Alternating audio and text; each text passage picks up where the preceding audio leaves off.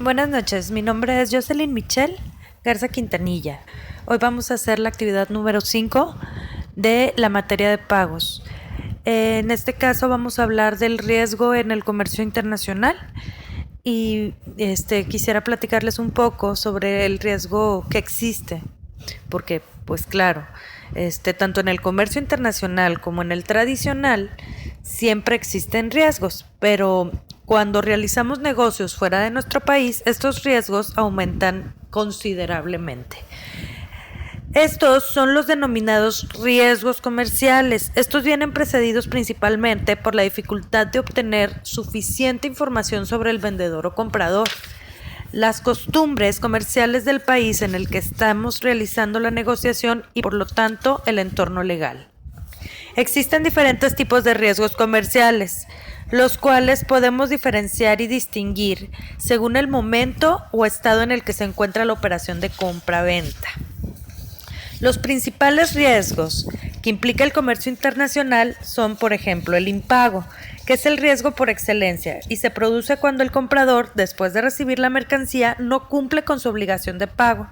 Existen medios para contrarrestar el riesgo por impago. Entre ellos se destaca el seguro de crédito a la exportación, que aporta una cobertura de los riesgos inherentes en las operaciones comerciales entre las partes contratantes de diferentes países. Existe también el riesgo de fraude. El riesgo de fraude no es más que una forma auténtica de engaño premeditado con voluntad de enriquecimiento ilícito. A este riesgo se exponen principalmente las empresas que se inician en el comercio exterior. Existe también el riesgo de la entrega. Este riesgo de que la mercancía que el vendedor pone a disposición del comprador no satisfaga los requisitos contractuales de calidad, tiempo y forma de entrega, o que directamente no llegue nunca. Otro riesgo es el transporte. El comercio internacional conlleva mayor distancia entre el punto de partida y llegada de las mercancías, por lo tanto, un aumento importante del riesgo. El riesgo de transporte implica diferentes variables, entre ellas cabe destacar el medio de transporte utilizado. En este caso, tanto expedidor como destinatario tiene que conocer, evaluar y neutralizar todos los riesgos que representa el transporte. Existe también el riesgo de cambio, cuando se deriva de la utilización de una moneda que no es la propia, ya que puede alterar el beneficio esperado. Existe el riesgo legal, la falta de conocimiento de las leyes, los sistemas jurídicos, los convenios, especialmente a tener en cuenta para las empresas que operen con mercancía para el consumo humano, ya que ciertos países modifican sus leyes como medida proteccionista. También hay que vigilar que todos los documentos estén en orden para evitar malos entendidos a la hora de despachar la mercancía en aduanas. Además de los riesgos comerciales, existen otro tipo de riesgos que en cierta medida tenemos que tener presentes siempre y más concretamente en operaciones de gran envergadura. Estos riesgos son los conocidos como riesgos extraordinarios y catastróficos. En esta clasificación podríamos incluir riesgos derivados de catástrofes naturales, guerras, huelgas, entre otras cosas. También existen todo tipo de riesgos, pero también medida para reducirlos. Antes de embarcarnos en una operación de compra-venta internacional, hay que conocer profundamente el mercado de destino. En México, sobre todo, no todos sabemos qué es un riesgo país. Y escuchamos en las noticias el riesgo país del país de México subió 300 puntos, entre otras cosas. Lo que no sabemos y pensamos que bueno o genial. Entonces, es necesario que más y más personas se interesen sobre el riesgo país, ya que impacta mucho a nuestro país, sobre todo en los aspectos financieros económicos.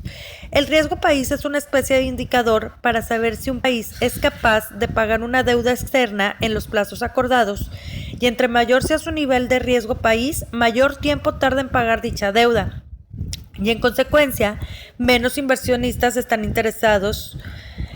El indicador que mide el riesgo país es el EMBI, Emerging Markets Bond Index, o indicador de bonos de mercados emergentes. El concepto de riesgo país parte de la premisa de que el país deudor pagará o no pagará su deuda externa.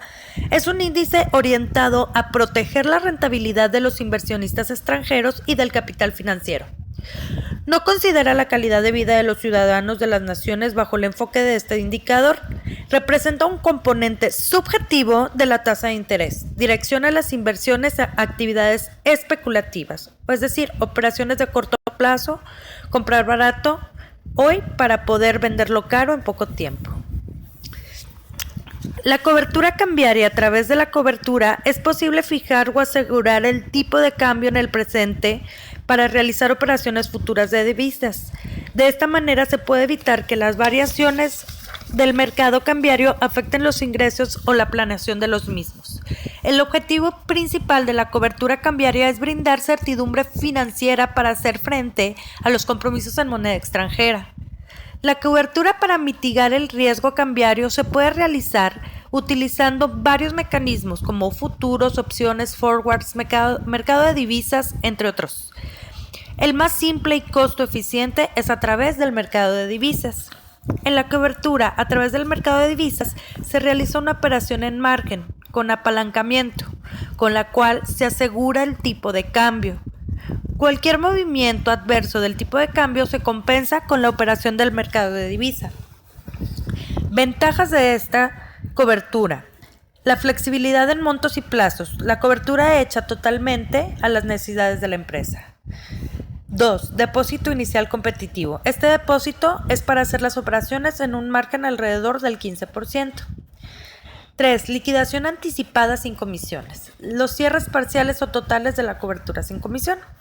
4. Costos deducibles. Estos costos administrativos y de operación son 100% deducibles. Caso de cobertura para el sector exportador. Por ejemplo, supongamos que la empresa X, localizada en México y actualmente el tipo de cambio está en 12 pesos mexicanos por cada dólar. Si la empresa X va a recibir por concepto de venta $300 dentro de 4 meses y es probable que el tipo de cambio siga bajando hasta 11 pesos mexicanos por dólar, al concluir los 4 meses, si el tipo de cambio baja a 11, tenemos dos escenarios posibles. La empresa X no aplica la cobertura. El tipo de cambio baja a 11, por lo tanto, 300 por 11 va a ganar 3,300. Es decir, recibe 3,300 mexicanos por concepto de venta de servicios. Pero existe el otro escenario.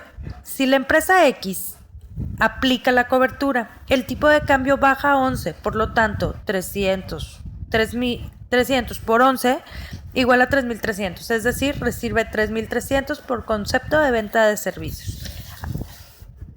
Adicionalmente, al realizar la operación de cobertura, se aseguró el tipo de cambio a 12 pesos mexicanos por dólar y al finalizar el periodo de 4 meses se cierra la cobertura en 11 pesos mexicanos. Es decir, 12 menos 11 igual a 1, por 300 igual a 300. Por lo tanto, al finalizar el periodo, la empresa X recibe 3,600 en lugar de 3,300 por la venta de servicios de la operación. El caso por cobertura para el sector importador. Digamos que la empresa A, que está en España y por concepto de compra de maquinaria en Estados Unidos, tiene que pagar $1,000,000 dentro de un periodo de 6 meses. Actualmente el tipo de cambio está en $1.45 por euro. Lo más probable es que el tipo de cambio siga bajando, así que se requerirían más euros para pagar por los dólares. Al concluir el periodo de 6 meses y el tipo de cambio baja a 1,300, tenemos dos escenarios. La empresa A no aplica la cobertura y el tipo de cambio baja, por lo tanto se pagarían por euros menos que la cantidad que habían acordado al principio. O el segundo escenario, que la empresa A sí aplica esta cobertura y el tipo de cambio baja, por lo tanto se pagarían la cantidad correcta por el tipo de cambio bajo y adicionalmente al realizar la cobertura se aseguró el tipo de cambio a $1.45 por euro y al finalizar los 6 meses se cierra la cobertura en la cantidad que se había indicado al principio. Existe otro tipo de cobertura para inversiones, que es, en este caso, un gran número de empresas mantiene o planea hacer inversiones en el extranjero. La cobertura en estos casos puede aplicarse en las dos transacciones, cuando se va a invertir capital o cuando se va a repartir capital. Para cuando se va a depositar en moneda extranjera, necesitamos asegurar un tipo de cambio barato, para que de esta manera menos unidades de la moneda local nos alcance a comprar más unidades de la moneda extranjera. Para cuando se va a repatriar fondos, necesitamos asegurar un tipo de cambio caro, para que de esta manera nos pague más en moneda local.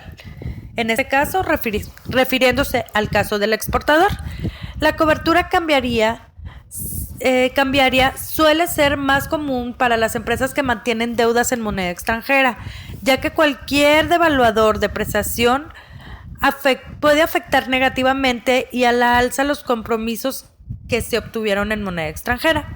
Cuando se requiere pagar deuda en moneda extranjera, se necesita asegurar un tipo de cambio barato.